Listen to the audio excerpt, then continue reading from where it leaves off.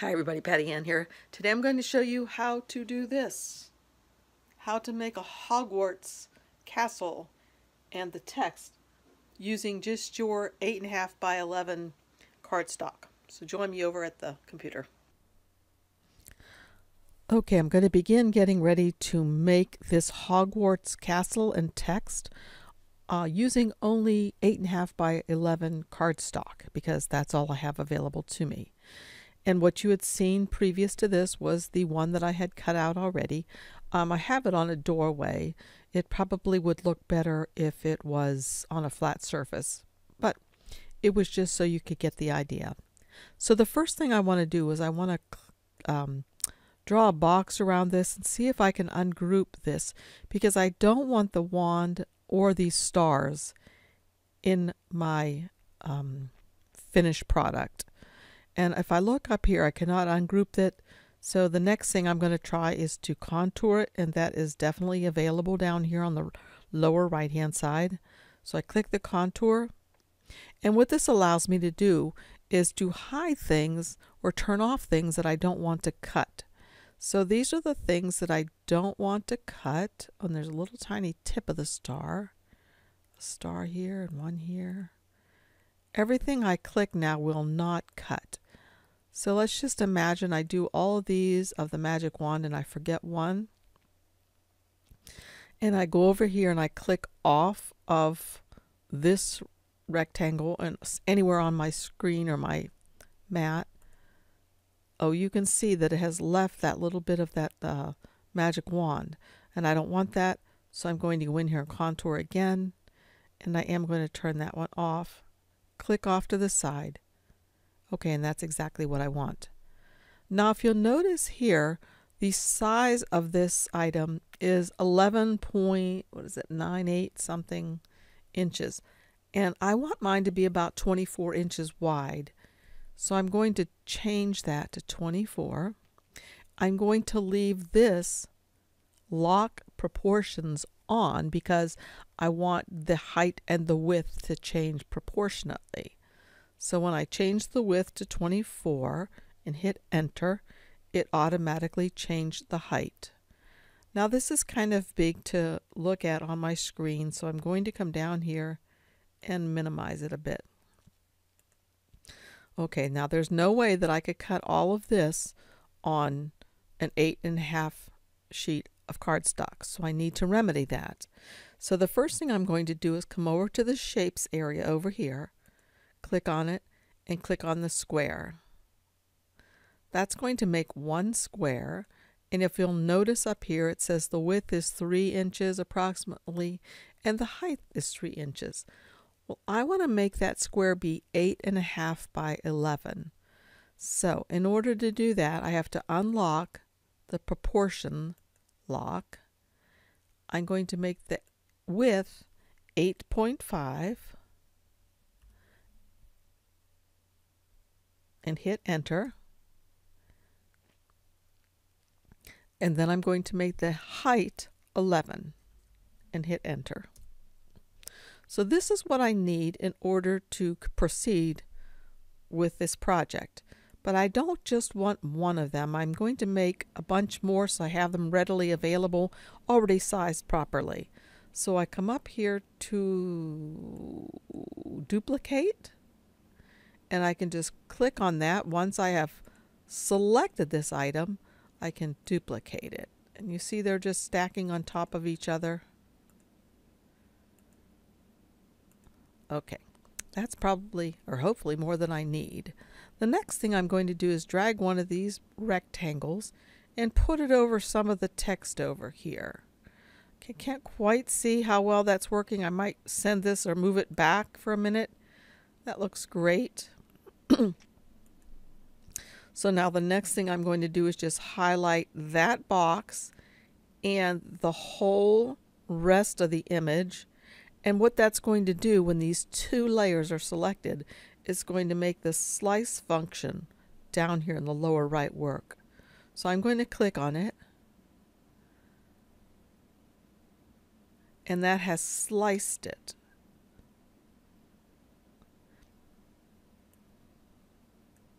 So I can take that off and get rid of it. That's the black that I want to keep. This gray right here I don't want. So you may be wondering, why am I doing this instead of just moving things away? Like, can't I take this part and just ungroup it? Well, if you notice, ungroup wasn't an option for me, so I can't. So I'm going to have to do the contour. So I'm going to take the next square, bring it over here, and try to figure out a good place to divide this. Now I'm trying to think of where it will be easiest when I'm trying to put it back together. I'm not sure about this edge of the roof right here, so I'm going to go in further to see how well I got that. Move over, whoops. And it looks like I did a good job. Looks like it's going to be right where this horizontal line of black is. So I think I will make it smaller again since it's easier to see for me. Click off first, then I'm going to click on the square and the text because I want the object below selected and my square, those two layers. And if you look here, there are two layers, the layer with the castle and text, and then the square layer. Both of those are highlighted. So I'm able to slice them. So again, I'm going to move this gray piece. I don't want it. The next piece is probably the black, which I do want. And the next piece is the gray, which I don't want. All right, so on we go. So pull another square over. I think I'll do this text. Click off, then click back on to grab all of it. Slice. Okay, I can get rid of that. This should be the black that I want. And this, whoopsie. Okay, that's the castle, what I do want. I don't want this layer. Okay, let's see, go over here, get another one.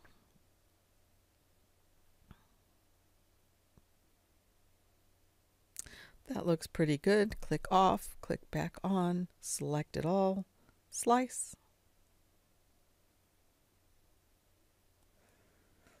Okay, that's what I want.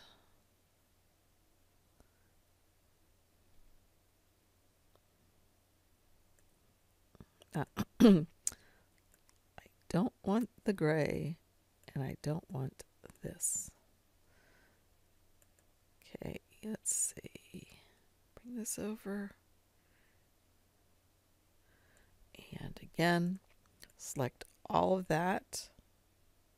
Yikes. Go back to my canvas.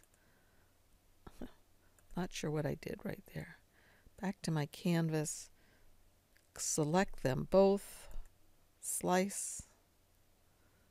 So I'll get rid of this. Keep this. And get rid of that gray.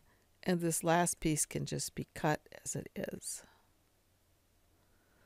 So pretty much this is what we have.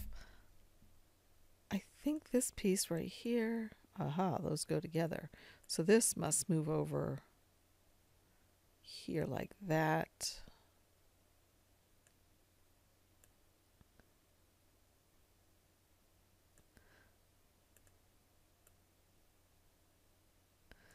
And then, whoops, and then this piece moves over here, and this piece here.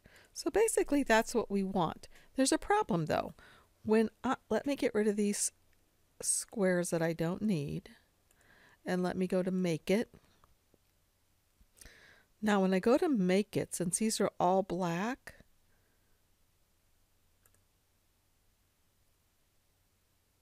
okay, this one right here, look at this. This won't fit because it's over 11 inches. And I only have 8.5 by 11 inch pieces. Since it's all black, Cricut was purposefully just putting these on the mat the best way that they could be. Not sure what that little dab is. But anyway, this won't work like this. So what I've found to do, and maybe there's a better way, but this is what I do right now, is I take each one of these and change the color on the mat. Now I'm going to use black cardstock for all of them, but I am going to color them differently here so they go on different mats.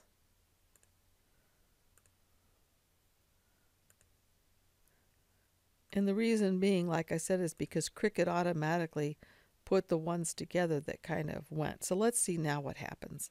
If I go to make it, this will fit on my 8.5 by 11. This will fit on the 8.5 by 11. This will. This will. This will. And this will. Now, you may be able, once you start cutting these out, to rearrange these things when you're ready to cut by using the edit function. So let's see if I can show you what I mean.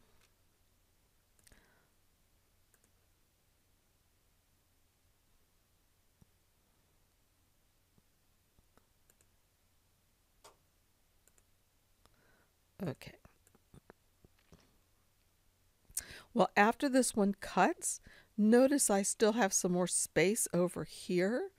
So I probably would be able to add something like this to that same piece. So I would cut that one out first and then go to this mat and reinsert the mat in my machine to cut this out. If you're not sure what I mean, let me know and I can do a tutorial on that. So basically that's it. That is how you can divide this up so that you can cut it on with your 8.5 by 11 inch cardstock.